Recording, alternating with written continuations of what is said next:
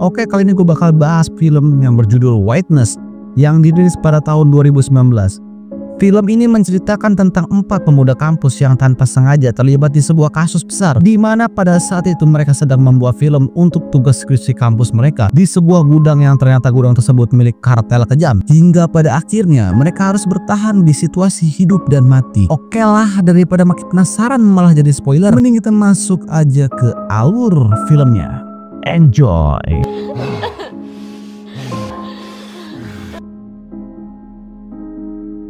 Film diawali dengan diperlihatkan Pak Polisi yang diblur mukanya. Nggak di film, nggak di realita, diblur mulu polisi mukanya. Sedang memberikan sebuah keterangan tentang kasus besar yang melibatkan jaringan kartel narkoboy asal Meksiko. Kasus tersebut merupakan penemuan sebuah gudang yang di dalamnya terdapat narkoboy senilai 10 juta US dollar dan juga sebuah terowongan yang mengarah ke Meksiko yang digunakan jaringan mafia Meksiko atau kartel sebagai jalur transportasi obat haram dan sebagai jalur perdagangan manusia. Tentu saja kasus itu menjadi viral. Setiap media berebut untuk mendapatkan exposure dari kasus yang tanpa sengaja juga melibatkan beberapa remaja kampus. Kemudian kita diperlihatkan dengan seorang remaja sedang membangunkan teman yang tertidur pula setelah kelelahan melakukan comli semalam. Dia bernama Steve, sedangkan yang menjadi Steve untuk membangunkannya bernama Luke yang merupakan teman dekatnya Steve. Mereka berdua merupakan mahasiswa jurusan perfilman semester akhir. Seperti yang kita tahu, mahasiswa semester akhir harusnya menyelesaikan tugas skripsi mereka, terkhusus karena mereka adalah jurusan perfilman. Maka mereka mendapat tugas untuk membuat film pendek semenarik mungkin. Keesokan harinya Steve mulai membuat naskah untuk film yang akan mereka buat,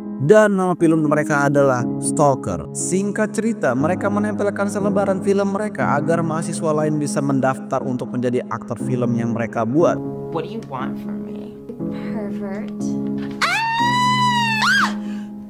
Ah! Setelah melakukan casting ke beberapa mahasiswa wanita serta satu mahasiswa laki-laki yang bernama Quinn, Steve dan Luke memilih Natalie sebagai aktris wanita dan Quinn sebagai aktor laki-lakinya. Perlu diketahui, Steve sebenarnya naksir sama Natalie, namun dia tidak memiliki kepercayaan diri untuk mendekatinya. Kembali ke cerita, mereka memberikan skrip atau naskah kepada Quinn dan Natalie agar mereka bisa menghafal naskah tersebut. Berawal dengan ungkapan terima kasih Steve kepada Natalie dan Quinn yang telah bersedia menjadi bagian dari proyek yang sedang mereka jalankan. Lalu kemudian mereka pun melakukan briefing kepada Natalie dan Quinn agar besok pagi bisa datang ke lokasi untuk melakukan syuting film pendek mereka. Mulai dari lapangan latihan kampus, kafetaria, halte kampus, dan terakhir hari Sabtu mereka akan melakukan syuting adegan final. Lalu setelah itu Steve memberikan mereka skrip atau naskah yang telah dibuat untuk Quinn dan Natalie. Kemudian dia memberitahukan jam dan lokasi tempat mereka bertemu untuk melakukan syuting besok. Namun besok harinya Luke dibuat kesal sebab Natalie belum datang di jam yang mereka janjikan. Dan untuk menghabiskan waktu, Luke pun melakukan sedikit wawancara. Meskipun wawancara yang dilakukan malah tambah membuatnya emosi karena ternyata Quinn menjadi bagian dari filmnya hanya untuk melihat tubuh seksi Natalie dari dekat.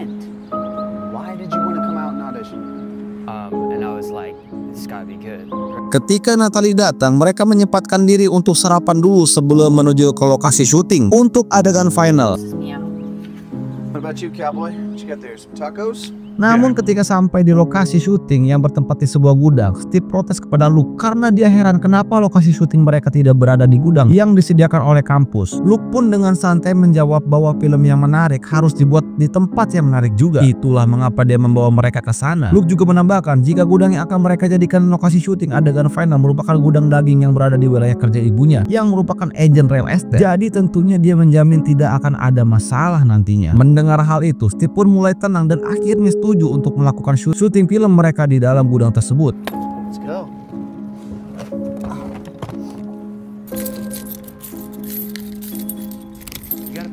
Awalnya ada yang aneh karena kunci yang dibawa Luke tidak bisa membuka pintu gudang. Tapi Luke si bangor memaksa untuk masuk dengan membobol jendela gudang tersebut. Melihat itu, Steve dan yang lain bukannya marah, mereka malah nurut dan ikut perbuatan Luke. Singkat cerita, mereka pun mulai melakukan persiapan syuting dengan kamera spesial yang disewa oleh Steve khusus untuk film buatannya. Namun saat syuting akan dimulai, Steve kembali marah dan kali ini dia benar-benar sangat marah karena mereka bukan memasuki gudang daging dari wilayah real estate ibunya Luke, melainkan gudang baja milik orang Meksiko yang otomatis mereka sekarang telah melakukan melanggar hukum. Mengetahui itu, Luke seolah tidak peduli, bahkan dia malah mengejek Steve sebab menurutnya Steve terlalu pengecut untuk melakukan hal apapun. Tidak lama kemudian terdengar suara jeritan dari ruang lain di gudang tersebut dan Luke pun langsung mengecek ke sumber suara dan betapa terkejutnya mereka saat melihat ada seorang pria yang sedang disekap di sana. Pria yang bernama Rick ini tidak ingin mereka menolongnya, melainkan dia meminta Steve dan yang lain segera pergi dari sana dan menemui agen FBI untuk segera meminta bantuan sebelum orang yang menangkapnya kembali ke sana. Tapi Steve dan yang lainnya tetap berusaha menolong Rick. Rick pun berkata dia tidak bisa pergi dari sana karena orang yang menangkapnya menyandra anak dan istrinya. Seketika saat mendengar ucapan Rick, mereka pun langsung terdiam. Rick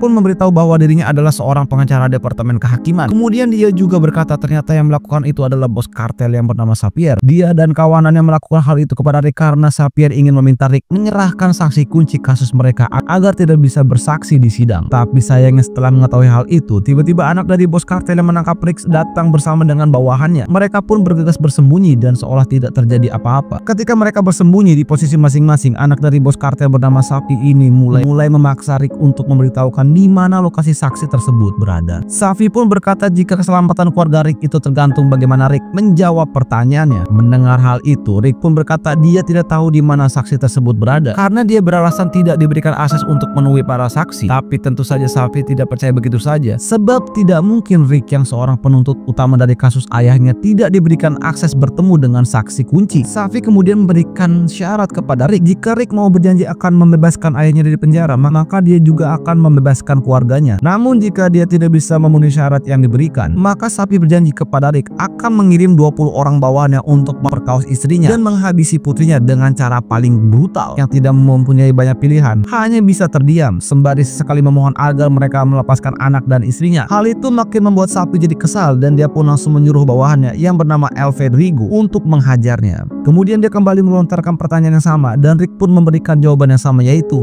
"Tenyaho aing anjing." We were just getting started, you know, a warm-up.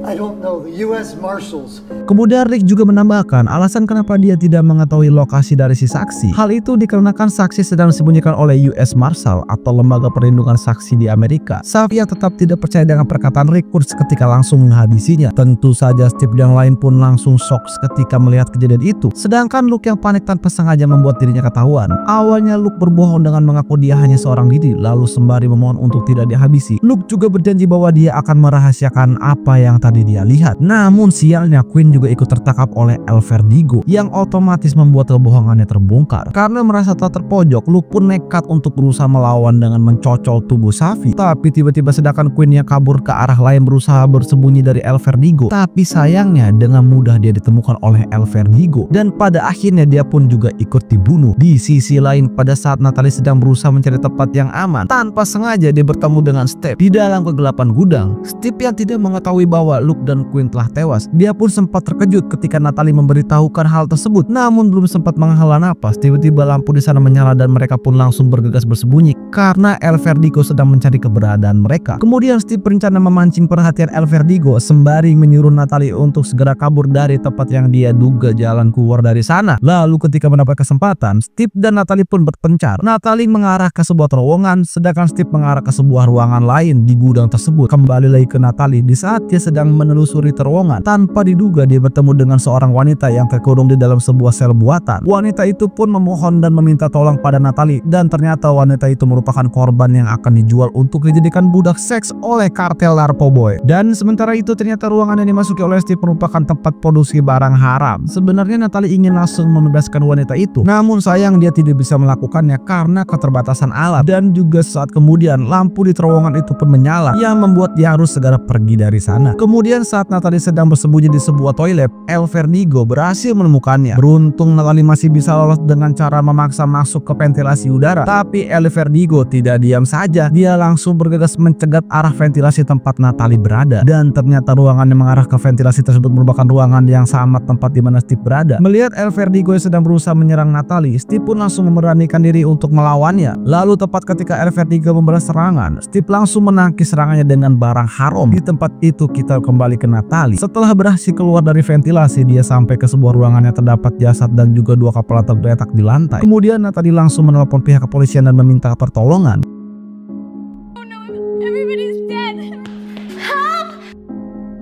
Akan tetapi di saat dia sedang berbicara di dalam telepon, El Vertigo pun menemukan Natalie. Dengan sekuat tenaga dia berusaha melawan. Tidak lama kemudian, di saat El Vertigo sedang cosplay menghujam Natalie dengan Sagne, Steve pun langsung memukulnya dari belakang.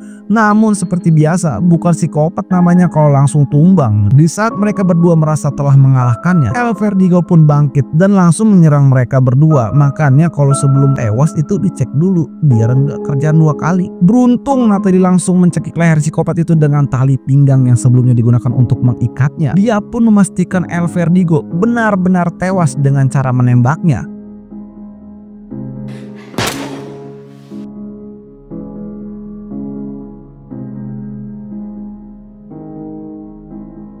Setelah menyimpan pistol tersebut, mereka pun keluar dari gudang dan langsung menuju ke mobil. Sesampainya di mobil, Steve mencoba menenangkan Natalie yang masih terlihat shock pasca apa yang telah dia alami tadi. Lalu tanpa diduga, sebuah kecupan pun mendarat ke pipi Steve.